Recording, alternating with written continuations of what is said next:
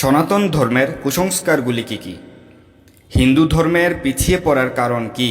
আজকে আমরা সনাতন ধর্মের ৮০টি কুসংস্কার সম্বন্ধে আলোচনা করব। এই ৮০টি কুসংস্কার মানার কারণে আজ সনাতন ধর্ম পিছিয়ে গিয়েছে। এই ৮০টি কুসংস্কার আপনারা কেউ মান্য করবেন না, এগুলো বর্জন করবেন। কুসংস্কার ১, সধবারা একাদশী ব্রত করতে পারবে না, এতে স্বামীর আয়ু ক্ষয় হয়। কুসংস্কার ২, বাড়িতে কারো জন্ম হলে ভগবানের পূজা দেয়া যাবে না, একাদশী করা যাবে না, জপ করা যাবে না।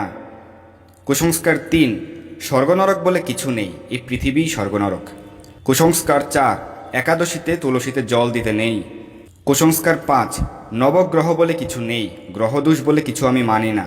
কুসংস্কার ৬, শ্রাদ্ধ দিনে মাছ ছোঁয়া লাগবে। কুসংস্কার ৭, গর্ভবতী মায়েরা ব্রত পালন করা ভগবানের সেবা পূজা করতে পারবে না।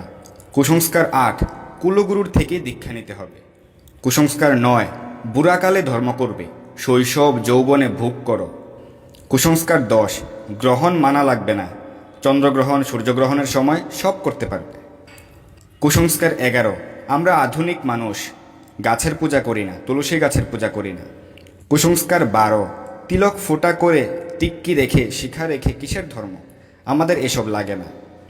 কুসংস্কার ১৩, হরিনাম জপের দরকার নেই, মনে মনে অনর্গল আমি হরিকে ডাকি। কুসংস্কার ১৪, আত্মা যা চায় তাই খাও, মন যা চায় তাই খাও, ইন্দ্রিয় তৃপ্তি করো। কুসংস্কার ১৫, বামুনের ছেলেই বামুন, যোগ্যতার প্রয়োজন নেই। কুসংস্কার ১৬, খাইয়া মৎস্যের ঝোল, শুইয়া রমণীর কোল, মুখে বল হরি।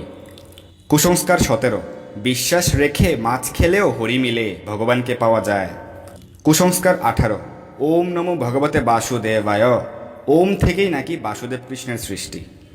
কুসংস্কার ১৯, গীতা লাল সালু দিয়ে না পেঁচিয়ে রাখলে পাপ হবে। কুসংস্কার ২০, ভগবান বলতে কিছু নেই, শূন্য থেকেই সব কিছুর সৃষ্টি। কুসংস্কার ২১, কৃষ্ণ নাম করার সময় নেই, গীতা পড়ার সময় নেই। কুসংস্কার ২২, রুটি খেয়েও একাদশী করা যাবে। কুসংস্কার ২৩, মা বাপ মরলে একাদশী করবে, অন্যথায় করবে না। কুসংস্কার ২৪, কৃষ্ণ ভক্তরা মায়ের হাতে রান্না খায় না। কুসংস্কার ২৫, বাড়িতে ভগবান শ্রী নৃসিংহদেবের ছবি রাখা যাবে না। কুসংস্কার ২৬, কালী পূজা মানেই ছাগল বলি দেও। কুসংস্কার ২৭, জীবই ঈশ্বর, এছাড়া ঈশ্বর নেই। কুসংস্কার ২৮, রামচন্দ্র ত্রেতায় হরিণের মাংস খেয়েছে। কুসংস্কার ২৯, শিব গাঁজা ভাং খায়, আমিও খাবো। কুসংস্কার ৩০, কালী আর কৃষ্ণ একই। কুসংস্কার ৩১, দীক্ষা না নিলে হরিনাম জপ করা যাবে না, একাদশী করা যাবে না।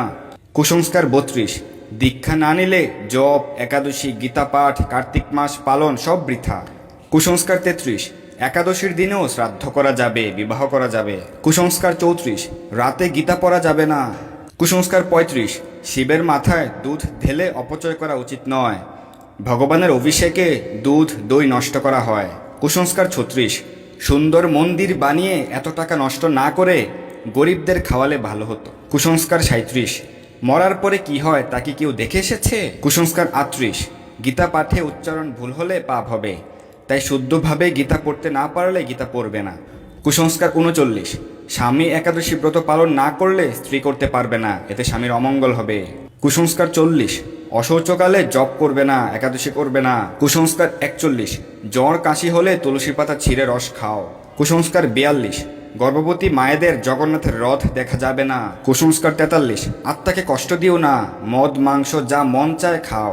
কুসংস্কার ৪৪, মেয়েরা শালগ্রাম শিলার সেবা পূজা করতে পারবে না। কুসংস্কার ৪৫, বৈদিক শাস্ত্রে রাধারানীর অস্তিত্ব নেই। কুসংস্কার ৪৬, বাড়িতে কালো তুলসী রাখা যাবে না, কালো তুলসী পূজায় লাগে না। কুসংস্কার ৪৭, সরস্বতী পূজার দিন পড়ালেখা করা যাবে না। কুসংস্কার ৪৮, শ্রাদ্ধে নিমন্ত্রিত অতিথিদের মাছ মাংস খাওয়াতে হবে। কুসংস্কার ৪৯, বছরের সব একাদশী পালন করা লাগে না, কয়েকটি করলেই হয়। কুসংস্কার ৫০, একাদশীতে ভগবানকে অন্ন ভোগ দিলে সেই অন্ন প্রসাদ খেয়ে নেও, প্রসাদে পাপ হয় না। কুসংস্কার ৫১, মল মাসে ভগবানের সেবা পূজা জপ কীর্তন করা যাবে না। কুসংস্কার ৫২, পূর্বপুরুষ কেউ গয়া যায়নি, তাই সেই বংশের কেউ গয়া যেতে পারবে না। কুসংস্কার ৫৩, আমার বাপ মাছ খেত, তাই বাপের শ্রাদ্ধ মাছ দিয়েই করতে হবে। কুসংস্কার ৫৪, বংশের কেউ মারা গেলে জপ করা যাবে না, ভগবানের সেবা পূজা করা যাবে না, গীতা পাঠ করা যাবে না, একাদশী করা যাবে না। কুসংস্কার ৫৫, এত কৃষ্ণ কৃষ্ণ করেই কিন্তু কৃষ্ণই দুঃখ দেয়। কুসংস্কার 56, সারাদিনে এত ব্যস্ততা 16 মালা জপের সময় নেই। কুসংস্কার 57, বিয়ের বরণে ডিম ভাঙতে হয়। কুসংস্কার 58, মাছ মাংস না খেলে পুষ্টি পাবে না, ছেলে মেয়ের পড়াশোনা হবে না, মেধা হবে না। কুসংস্কার 59, পতি নরকে গেলে পতির সঙ্গেই নরকে যাওয়া পতিব্রতা স্ত্রীর কর্তব্য। কুসংস্কার 60, গুরু মাছ খায় তো কি হয়েছে, গুরু তো গুরুই।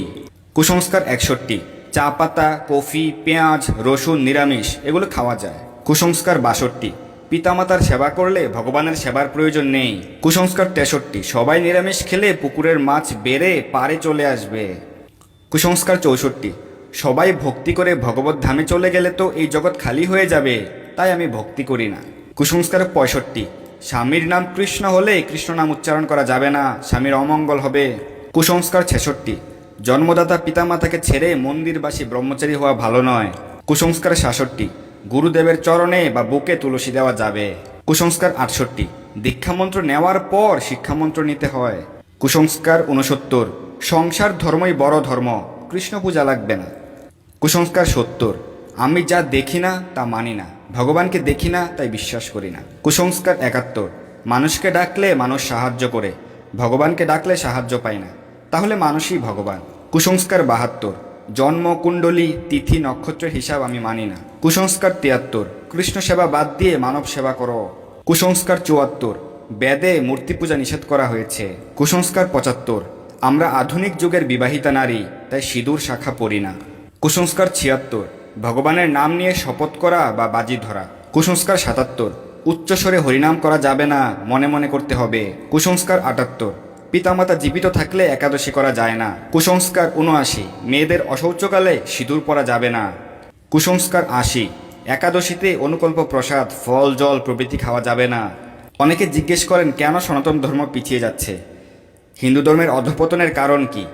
এই 80টি কুসংস্কার হচ্ছে সনাতন ধর্মের অবক্ষয়ের কারণ, সনাতন ধর্মের পিছিয়ে যাওয়ার কারণ। তো আসুন আমরা এই 80টি কুসংস্কার থেকে মুক্ত হই, এই 80টি কুসংস্কার আমরা বর্জন করি এবং সর্বতোভাবে ভগবানের সন্তুষ্টি বিধানের জন্য কার্য করি। যদি আমরা ভগবানের সন্তুষ্টির জন্য কার্য করি, পাপ কার্য না করে ভগবত কার্য করি, হরিনাম জপ করি, প্রতিটি একাদশী ব্রত পালন করি, শাস্ত্র অধ্যয়ন করি এবং সর্বদা ভগবানের সেবায় যুক্ত থাকি, তাহলে আমরা ভগবানকে সন্তুষ্ট করতে পারবো। এবং অবশ্যই দীক্ষা গ্রহণ করতে হবে সৎ গুরুদেবের নিকট, গুরু পরম্পরা ধারে অধিষ্ঠিত সৎ গুরুদেবের নিকট দীক্ষা গ্রহণ করার মাধ্যমে আমাদেরকে এই জড়জগতের বন্ধন থেকে মুক্ত হতে হবে। তাই আসুন আমরা কুসংস্কার মুক্ত হয়ে বৈদিক শাস্ত্রের নির্দেশগুলো যথাযথভাবে পালন করি এবং গুরু পরম্পরা ধারে অধিষ্ঠিত হয়ে সদ্গুরুদেবের তত্ত্বাবধানে যে ব্যক্তি সঠিকভাবে শাস্ত্র সিদ্ধান্ত পালন করে নিজের জীবনে আচরণ করে, তার কাছ থেকে আপনারা শাস্ত্র সিদ্ধান্ত শুনবেন, যার তার কাছ থেকে শুনবেন না। ধন্যবাদ সবাইকে। হরে কৃষ্ণ।